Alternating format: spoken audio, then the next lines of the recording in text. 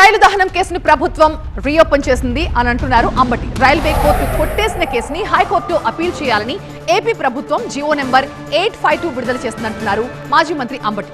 కాపు ఉద్యమంపై చంద్రబాబుకి ఎందుకంత కోపం అని ప్రశ్నించారు. ముద్రగడ పద్మనాభంపై ప్రభుత్వానికి ఈ కక్ష ఏంటి అన్నారు.